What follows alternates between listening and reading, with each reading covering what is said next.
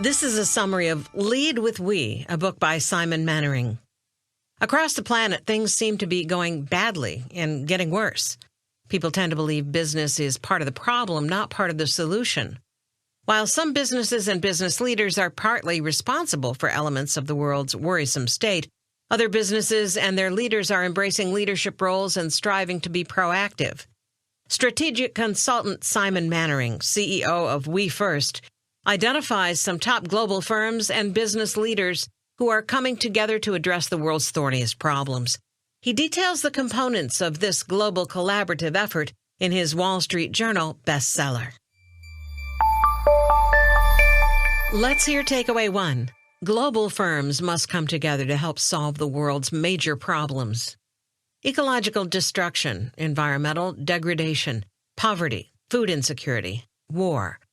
The world is in big trouble, and many people blame the commercial sector and, in a larger sense, capitalism for its sad state.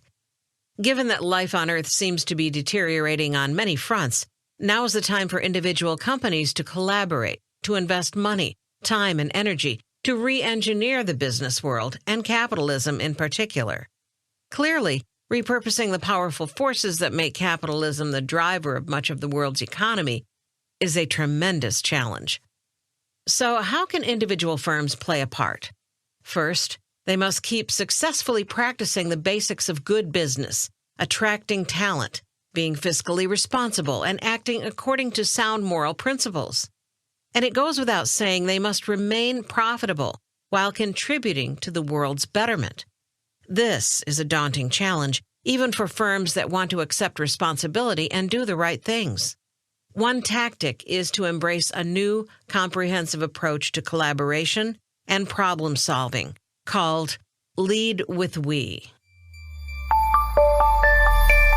Okay, let's now hear the second takeaway.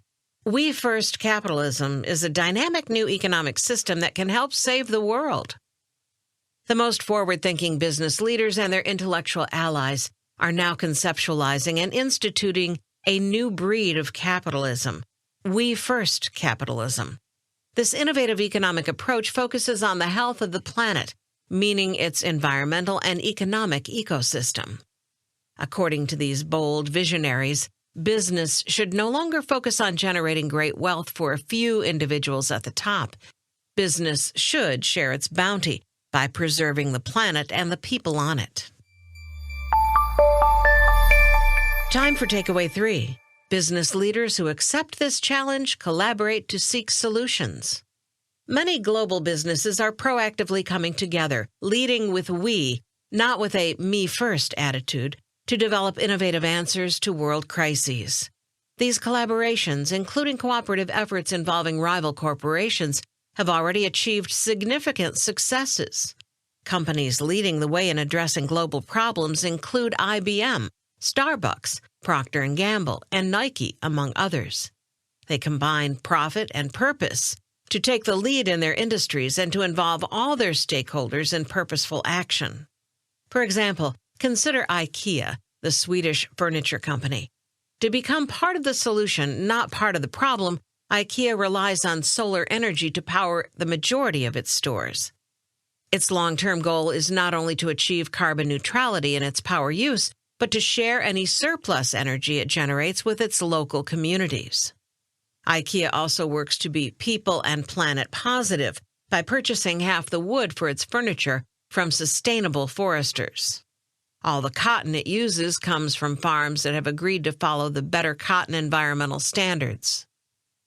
Responsible firms like IKEA often collaborate within their industries, sometimes even in league with their competitors, on public service programs. Even more impressively, these projects are not IKEA sidelines. They are a primary focus of its activities. Responsible global corporations are now writing an innovative and inspiring narrative, showcasing the restoration and renewal of the planet. However, companies and their CEOs are not the only ones who should take up the challenge of saving the world. This is a task that all a firm's stakeholders, including managers, employees, executives, shareholders, customers, and suppliers, must join. along with exterior parties such as the media and Wall Street investors.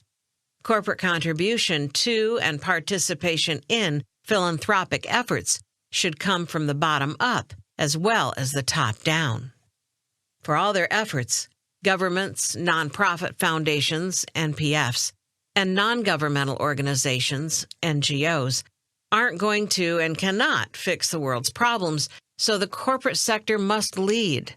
Many national governments suffer conflict, corruption, or compromise. While NPFs and NGOs would like to help heal the world, and they steadily participate in trying to do so, they lack the prodigious financial resources of the private sector. Only the global business community has the capital, worldwide reach, and necessary supply chains to enable solutions at scale. Responsible firms today serve their stakeholders, their communities, and the world because that's the right way to do business, and because it's good for business. Here's another takeaway. The world's 3 richest men will devote major portions of their fortunes to help address the world's problems. Some of the billionaires who earned their massive fortunes as entrepreneurs have made a commitment to spend significant funds to address pressing global problems. They include the world's 3 wealthiest individuals, Bill Gates, Elon Musk, and Jeff Bezos. These successful men have dedicated themselves and much of their fortunes to trying to save the planet. In addition to these financial titans, 220 other billionaires worldwide have formally promised to donate half of their immense fortunes to philanthropic efforts through the auspices of the Giving Pledge, a binding, highly publicized contract. But saving the world isn't a job only for billionaires. Ordinary people must become part of the Lead with We effort. The scale of the world's problems requires a concerted group effort. Demographics play a major role. New generations are already transforming capitalism. Coming into their own, billionaire millennials have begun assuming control of huge family fortunes. Society will see a $30 trillion transfer of wealth in the next 40 years. These young capitalists intuitively understand the vital importance of ecological reform. As Ad Age put it, Generation Z is Generation Green. Indeed, the members of Generation Z clearly show they know and care more about healthful environments and sustainable sourcing than many of those who came before them. While many large companies pursue a meaningful purpose, only 1 in 4 ties its mission to sustainable development. The time is urgent for the commercial sector to establish a new and virtuous purpose. Okay, let's move on. Here's takeaway 5. Corporate support for we first capitalism transcends profits and shareholder returns. Many claim that assessing the health of the stock market is the proper way to measure the health of the global economy. Others claim GDP counts above all.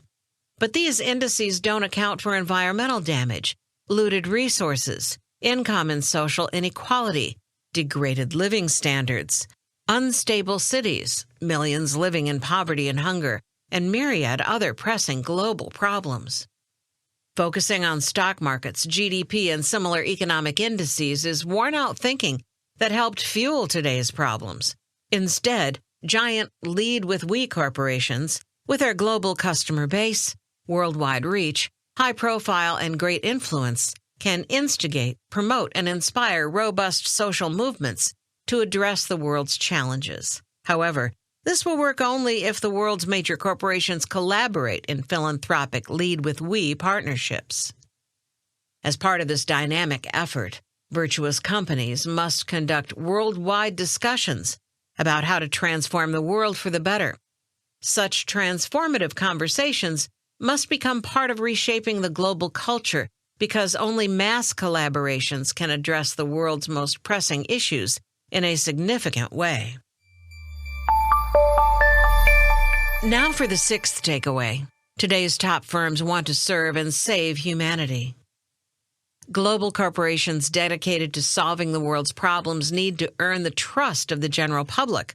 Unfortunately, public trust in big business is in seriously short supply. GlobeScan, a global insights and advisory consultancy, finds that public trust in scientific and academic institutions is approximately 50 times greater than the public's trust in global businesses. Therefore, large global corporations may find it productive to form partnerships with respected scientific and academic institutions in hopes that some of the public's trust will transfer to them over time as they carry out public service initiatives with these institutions as their partners.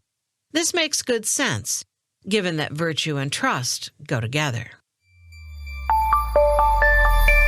Okay, we've reached takeaway 7. The commercial sector should prioritize purpose over profiteering.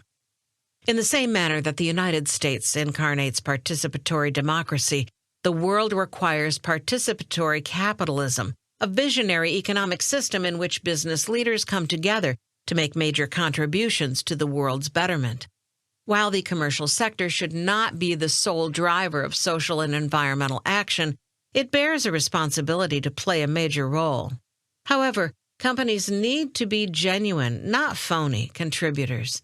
They should not engage in cause washing, that is, publicizing support for some worthwhile cause while never actually devoting time or money to it.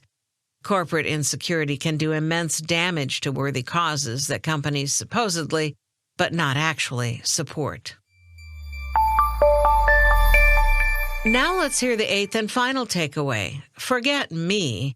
The only word that counts today is we. The world must practice renewal and conscious maintenance of crucial systems, both naturally occurring and those built by humans, while these systems can be restored. If leaders and businesses don't become proactive in saving the planet, this healing action might come too late. Today is a crucial moment for those seeking to restore planetary well-being, an all-encompassing, all-demanding, earth-shot effort. The call to collaborate to reverse the ills of the world where possible demands enlightened and unified leadership, particularly from an enthusiastic, committed corporate sector. In this effort to save society and the planet, there is no me, there is only we. That was a summary of Lead with We, a book by Simon Mainwaring. Here's the 8 takeaways once more. Takeaway 1, global firms must come together to help solve the world's major problems. Takeaway 2, we-first capitalism is a dynamic new economic system that can help save the world. Takeaway number 3, business leaders who accept this challenge collaborate to seek solutions. Takeaway 4, the world's 3 richest men will devote major portions of their fortunes to help address the world's problems. The 5th takeaway, corporate support for we-first capitalism transcends profits and shareholder returns. Takeaway 6, today's top firms want to serve and save humanity. Takeaway 7, the commercial sector should prioritize purpose over profiteering. And finally, takeaway 8, forget me. The only word that counts today is we.